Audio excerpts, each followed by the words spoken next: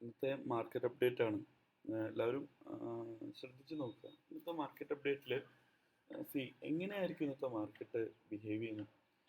ഇപ്പോൾ നിങ്ങൾ കണ്ടു കഴിഞ്ഞു കഴിഞ്ഞാൽ നിങ്ങൾക്ക് മനസ്സിലാവുന്ന ഒരു കാര്യം, നിഫ്റ്റി ആണെങ്കിൽ ഒരു ഡൗൺ ട്രെൻഡിൽ ഒരു ട്രെൻഡ് ലൈൻ ബ്രേക്ക് ചെയ്തതായി, അതായത് ഈ ഒരു എന്താ പറയുക, റെസിസ്റ്റൻസ് ട്രെൻഡ് ലൈൻ ബ്രേക്ക് ചെയ്തതായി കാണാം. ഓക്കെ, ഒരു ചാനൽ ലൈനാണ്. ഈ ചാനൽ ലൈനിൻ്റെ റെസിസ്റ്റൻസ് ട്രെൻഡ് ലൈനാണ് ഇത് വിളിക്കുന്നത്. ഇത് ബ്രേക്ക് ചെയ്തതായിട്ട് കാണാം. ഈ റെസിസ്റ്റൻസ് ട്രെൻഡ് ലൈൻ ബ്രേക്ക് ചെയ്തതിന് ശേഷം ഇത് കഴിഞ്ഞ ദിവസമാണെങ്കിൽ എക്സാക്ട്ലി 180 വരെ പോയിട്ടുണ്ടായിരുന്നു. 21,180 വരെ പോയിട്ടുണ്ടായിരുന്നു. ഈ 21,180 എന്ന് പറയുന്ന ഒരു ക്രിട്ടിക്കൽ ലെവലാണ്. എന്തുകൊണ്ട്? ഈ 21,180യിലാണ് ശരിക്കും പറഞ്ഞു കഴിഞ്ഞാൽ ഒരു സൈക്കിൾ നിഫ്റ്റി കംപ്ലീറ്റ് ചെയ്യുന്നത്. അപ്പോൾ ആ ഒരു സൈക്കിൾ കംപ്ലീഷൻ എന്ന് പറയുന്ന ലെവൽ എത്തിയിട്ടുണ്ട്. അപ്പോൾ അത് ഷോർട്ട് ടേം സൈക്കിൾ കംപ്ലീഷനാണ്. അപ്പോൾ ഈ സൈക്കിൾ കംപ്ലീഷൻ കഴിഞ്ഞു കഴിഞ്ഞാൽ ജനറലി എന്താ സംഭവിക്കുന്നത്? സൈക്കിൾ കംപ്ലീഷൻ കഴിഞ്ഞു കഴിഞ്ഞാൽ ജനറലി സംഭവിക്കുന്നത് ഒരു റിട്രേസ്മെൻ്റ് ആണ്. ആ റിട്രേസ്മെൻ്റ് ആണെങ്കിൽ ശരിക്കും ഒരു സപ്പോർട്ട് എടുത്തിട്ടുണ്ട്. സപ്പോർട്ട്, നിഫ്റ്റിയുടെ ഏറ്റവും പ്രധാനമായിട്ടുള്ള സപ്പോർട്ട് എന്ന് പറഞ്ഞു കഴിഞ്ഞാൽ ശരിക്കും 22,075 ആണ്.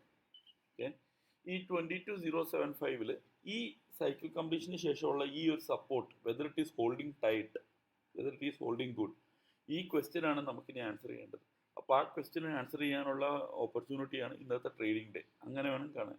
സോ ഇനി എങ്ങനെയാണ് സംഭവിക്കുക? ഇവിടുന്ന് മുകളിലേക്കാണ് പോകുന്നതെങ്കിൽ, actually if it is going up from here, that should be positive and it should be giving an closing above 180. 180യുടെ മുകളിൽ ക്ലോസ് ചെയ്ത എന്താ അർത്ഥം? സൈക്കിൾ എക്സ്റ്റൻഷൻ ആയി എന്നുള്ള അർത്ഥം കിട്ടും.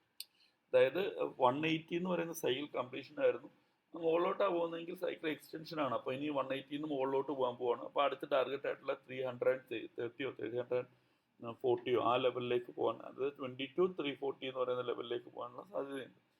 അപ്പോൾ അതിൻ്റെ ലെവൽസ് എല്ലാം ഇന്നലെ 6th സെൻസ് എന്ന് പറയുന്ന വീക്ക്ലി ന്യൂസ് ലെറ്ററിൽ നമ്മൾ എക്സ്പ്ലെയിൻ ചെയ്തിട്ടുള്ള കാര്യം. പക്ഷേ എന്താ സംഭവിക്കുന്നതെന്ന് വെച്ച് കഴിഞ്ഞാൽ മോസ്റ്റ് പ്രോബബിളി ഇത് ഈ ഒരു സിനേറിയോ തന്നെ ആവണം എന്നില്ല മാർക്കറ്റിൽ സംഭവിക്കുന്നത്. മോസ്റ്റ് പ്രോബബിളി എന്താ സംഭവിക്കുന്നത് വെച്ച് കഴിഞ്ഞാൽ, ഇന്ന് മാർക്കറ്റ് വീക്കാണ് എങ്കിൽ 22,075 എന്ന് പറയുന്നതിന് ഒരു റെസിസ്റ്റൻസ് ആയിട്ട് എടുത്തതിന് ശേഷം ഈ ലെവലിൽ 21,994 ഈ ലെവലിൽ മാർക്കറ്റ് ഒരു സപ്പോർട്ട് വെച്ചേക്കാം. ആ ലെവൽ ബ്രേക്ക് ചെയ്താൽ there can be a huge fall, heavy fall in Nifty, and that heavy fall can take Nifty down to 21,900. 21,900 എന്ന് പറയുന്നത് നിഫ്റ്റിക്ക് ഏറ്റവും ക്രൂഷ്യൽ ആയിട്ടുള്ള ഒരു സപ്പോർട്ടാണ്. ആ സപ്പോർട്ട് ബ്രേക്ക് ചെയ്ത് കഴിഞ്ഞാൽ there can be heavy sell off in Nifty. Okay, 21,900 ആണ് നിഫ്റ്റിയുടെ ഏറ്റവും ഇമ്പോർട്ടൻ്റ് ആയിട്ടുള്ള സപ്പോർട്ട്. ഈ 21,900 സപ്പോർട്ട് എന്ന് പറയുന്നത് എന്തുകൊണ്ടാണ് നിഫ്റ്റിക്ക് ഇത്ര ഇമ്പോർട്ടൻ്റ് എന്ന് ചോദിച്ചു കഴിഞ്ഞാൽ, ആ ലെവലിലാണ് നിഫ്റ്റിയുടെ ഒരു ക്രൂഷ്യലായിട്ടുള്ള എന്താ പറയുക, നിഫ്റ്റിയെ താങ്ങി നിർത്തുന്ന ഏരിയ. അത് 21,900ലേക്ക് ഈ ഞാൻ വരച്ചു വെച്ചിരുന്ന ആ ലെവലാണ്. ആക്ച്വലി എങ്ങനെയാണെന്ന് അറിയില്ല, താഴേക്ക് വന്നിട്ടുണ്ട്. ഓക്കെ, 21,900 ആ ലെവല് എല്ലാവരും നോട്ട് ചെയ്ത് വെക്കുക. 21,900 ആ ലെവല് മാർക്കറ്റിന് ഏറ്റവും ക്രൂഷ്യലായിട്ട് വർക്ക് ചെയ്യും. ഇനിയുള്ള 2-3 ഡേയ്സ് ഈ 21,900 എന്ന് പറയുന്ന ലെവലിന് അടുത്തായിരിക്കും മാർക്കറ്റ് ഏറ്റവും കൂടുതൽ ആക്ഷനും റിയാക്ഷനും ഉണ്ടാക്കുക. So take that level as the most crucial level. If that level is broken, there can be pure bloodbath in market.